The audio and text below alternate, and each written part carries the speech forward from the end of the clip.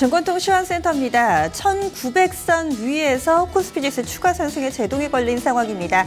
간밤에 국제유가가 올랐지만은 이런 국제유가와 연동되는 상품주들은 강세 흐름 나타내지만 또 소비재 쪽에서의 매물이 출현되면서 현재 지수는 크게 힘을 쓰지 못하고 있는 상황인데요. 먼저 유가증권 시장 분위기부터 체크하겠습니다. 어제는 상승세가 그치는 정도였고요. 오늘은 이제 약간은 좀 힘이 빠지면서 상승폭을 반납하고 있습니다. 4거래일 만에 하락으로 전환됐는데요. 장중에 하락 전환이 나왔습니다. 전거래일 대비로는 0.26% 제한적인 하락 흐름 나타내면서 1912선 부근에서 자리 잡고 있습니다. 하루의 흐름도 함께 보시죠. 간밤에 이 미국 증시, 유럽 증시 모두 다 올랐는데요. 이런 분위기 반영되면서 장 초반에는 그래도 양호하게 시초가가 형성됐습니다. 전거래일 대비 0.65% 상승한 1928포인트에서 시초가 형성됐고요. 거의 장중 고점이 개장하자마자 만들어졌습니다. 하지만 이 부분 상승폭이 좀 서서히 반납되는 모습이었고요. 그리고 이런 모습은 중국 증시 개장할 때 이 10시 30분까지 꾸준히 이어졌습니다. 중국 증시가 마이너스권에서의 출발 흐름 나타냈지만 추가적인 하락도 역시나 좀 제한되는 흐름 나타내면서 국내 증시는 여기에서 좀 바닥을 다졌고요. 장중 1909포인트 저점 다지고 이후에는 1910선 근처에서의 다소 지루한 움직임 나타내고 있습니다. 이와 함께 장 초반에 1930선대 60일 이동평균선에서 저항도 함께 작용했습니다. 이어서 수급입니다. 오늘 수급이 가장 시장을 좀 짓누르는 요인이 아닐까 싶은데요. 전반적으로 부진합니다. 외국인 기관의 쌍끌이 매도고요. 외국인 쪽에서는 378억 원의 제한적인 매도, 그리고 기관이 좀 더 적극적으로 팔고 있습니다. 기관 쪽에서는 800억 원이 넘는 매도 물량 출회하고 있고 개인 쪽에서만 480억 원 정도 사들이면서 물량 받아내는데요. 개인 역시도 적극적으로 가담하지는 않습니다. 이어서 업종별 동향입니다. 현재 상승과 하락 절반 정도씩 구성되어 있습니다. 그 가운데 의학 쪽이 가장 낙폭이 깊고요. 반면에 약간 좀 철강 금속이라든지 상품군과 관련된 이 상품주들의 상승이 돋보이고 있습니다. 일단 하락 업종부터 확인하겠습니다. 가장 낙폭이 깊은 쪽, 최근 들어서 상품주와 이 성장, 소비재 섹터의 흐름이 정반대로 나타나는데요. 오늘은 소비재 쪽에서의 낙폭이 다소 좀 깊게 나옵니다. 이쪽 의학 섹터가 3% 정도의 하락 흐름이고요. 음식료품도 소비재 그리고 성장주로 좀 묶이죠. 1.25%의 약세, 건설 유통, 비금속 광물 순으로 1% 안팎의 약세 보여주고 있습니다. 상승 넘어가겠습니다. 시장 대비 잘 버티는 쪽은 아무래도 국제유가가 오를 때 함께 움직이는 상품주들이 대거 포함되어 있는 업종들인데요. 철강금속 흐름 양호합니다. 1.56%대의 상승, 이 형님들 포스코와 현대제철이 든든히 버티고 있습니다. 이 밖에도 의료정밀이나 통신, 은행, 전기전자 순으로 0.5% 안팎의 상승 흐름 보여주고 있습니다. 유가증권 시장 시총 상위주들 흐름 보겠습니다. 혼조 양상인데요. 좀 희비가 뚜렷하게 엇갈리는 몇몇 종목군들이 있습니다. 대표적으로 오늘 네이버가 오랜만에 선전합니다. 잠시 후 코스닥에서도 확인하시겠지만 포털주들 흐름 양호하고요. 반면에 화장품주들은 연일 약세를 면치 못하고 있습니다. 일단 네이버부터 확인하겠습니다. 오랜만에 4%에 육박하는 상승 흐름 나타내고 있는데요. 그동안에는 이 대형주 가운데서 순환매가 돌지 못하는 쪽으로 관심을 갖자라는 이 증권가 그리고 토마토 투자클럽의 전문가들 조언이 좀 잇따랐는데요. 어찌 보면 네이버가 그 투자 아이디어에 딱 들어맞는 종목이 아닐까 싶습니다. 그동안 좀 밀려난 부분 전혀 좀 되돌리지를 못했는데요. 오늘장에서 4%에 육박하는 상승 흐름, 58만 6천 원권에서의 흐름 보여주고 있습니다. 그리고 SK하이닉스도 시장 대비 흐름 양호합니다. 2% 정도의 상승 흐름 보여주고 있고요. 그동안에는 이 자동차주들이 쉬어갔습니다. 어제 원달러 환율이 이제 자칫 좀 상승 흐름이 꺾이는 듯한 모습을 나타냈었는데요. 지금 보시면은 자동차주들은 오히려 시장 분위기와 반대로 갑니다. 현대차가 플러스 불 들어와 있고요. 현대모비스나 기아차 같은 경우도 낙폭을 조금은 줄이려는 흐름 보여주고 있습니다.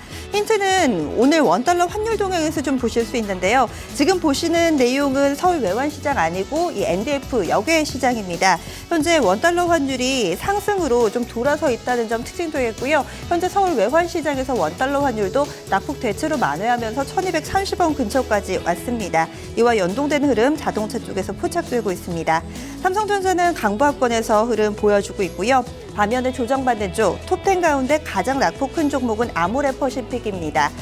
아모레퍼시픽 현재는 3%대 하락으로 35만 원권 중반에서 자리 잡고 있습니다.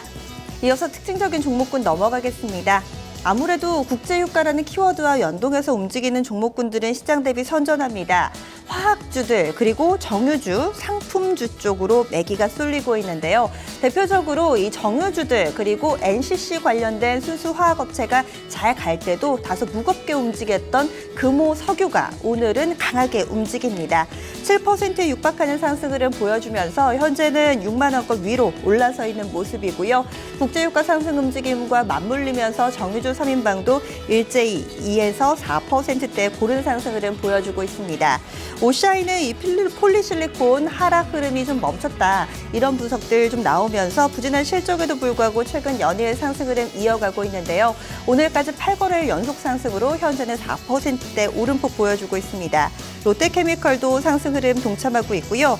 타이어주들도 국제유가 상승의 수혜주로 좀 분류가 되고 있습니다. 그동안에는 상당히 좀 치킨 게임으로 힘들어했었는데요. 이런 부분들이 어느 정도 주가에 좀 반영됐다라는 분석 나오면서 5%대 상승이고 철강금속 쪽에서는 현대제철이 4%대 오름폭 보여줍니다. 이쪽으로 매기가 쏠린다면 반면 매기가 썰물처럼 빠져나가는 쪽 소비재, 성장주군이 약세 흐름을 보여주고 있습니다. 특히나 이 화장품 그리고 건자재, 콘텐츠 관련해서 좀 약세를 면치 못하고 있는데요. 내수, 소비 하면은 생각나시는 종목 바로 CJ그룹 오늘 전반적으로 부진합니다. CJ 현재 5%대 약세 흐름 보여주고 있고요. 건자재주들도 성장 섹터로 좀 분류가 되죠. 한샘이 4%대, 하츠, 대림비행코나 벽산도 모두 다 4에서 6%대 하락입니다. 이 밖에도 제약바이오 쪽에서는 유한양행이 부진한 실적에 8%나 급락하고 있고요. 호텔신라나 NC소프트 등도 약세를 면치 못하고 있습니다. 코스닥 넘어가겠습니다. 오늘 코스닥 지수가 낙폭이 좀 깊게 나옵니다. 그동안 강한 반등 흐름을 좀 나타냈었는데요. 오늘장 650선 약간은 장 초반에 터치 나오더니 현재는 하락세에서 점차 낙폭이 깊어지고 있습니다. 전고일 대비 1.16% 하락, 642선 부근 지나가고 있는 모습이고요. 하루의 흐름도 보겠습니다. 장 초반에는 655선에서 시초가 형성했습니다. 바로 고점 나왔고요. 상승 흐름은 9시 구간까지만 이어졌고 이내 하락으로 전환돼서 계속해서 지지부진한 흐름 오후장에서 지루하게 이어지고 있습니다. 수급 보시죠. 코스닥에서도 외국인과 기관의 쌍끌이 매도가 나옵니다. 지금 외국인이 670억 원, 기관 쪽에서 844억 원의 매도 우위로 매도 규모도 상당히 크게 좀 집계가 되고 있고요. 개인 쪽에서 1,512억 원 정도 사들이면서 방어에 나섰습니다. 코스닥에서도 특징적인 종목군 체크하겠습니다. 먼저 시가총액 상위 종목인데요. 대체로 약세 보여주고 있습니다. 이 가운데서 카카오의 선전이 눈에 띄고 있습니다. 유가증권 시장에서도 네이버가 가장 큰 폭으로 올랐는데요. 오늘 코스닥에서는 카카오가 4%대 오르면서 홀로 이 빨간불을 켜고 있습니다. 로엔도 함께 좀 따라가는데요. 2%대 상승하는 것을 제외하고는 대체로 약세 보여주고 있습니다.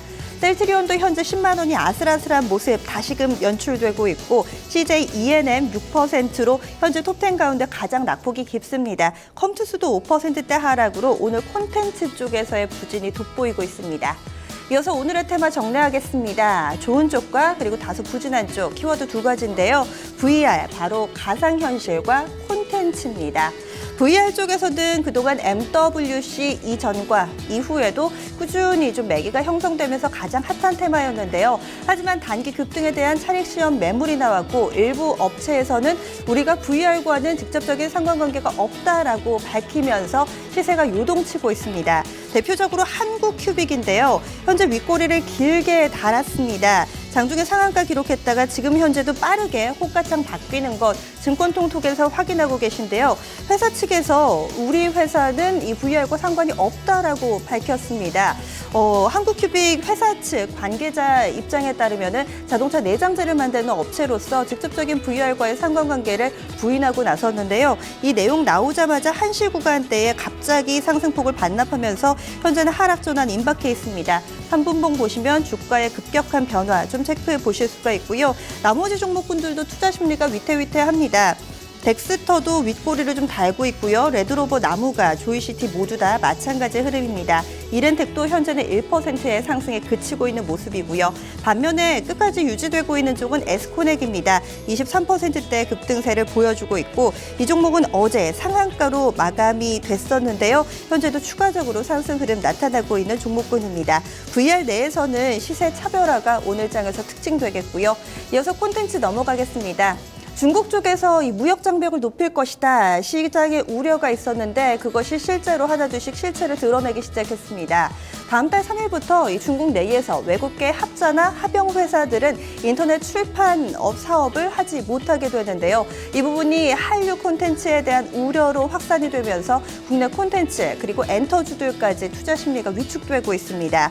대표적으로 CJ 그룹주들이 직격탄을 맞을 것으로 좀 보이고요. SM, CNC 모두 다 4%대 약세 흐름, YG 엔터테인먼트나 SBS 쪽도 마찬가지고 어제 이 화제 속에서 첫 방송을 했었던 태양의 후예 만든 업체죠. NEW도 현재 2%대의 약세 흐름을 면치 못하고 있습니다.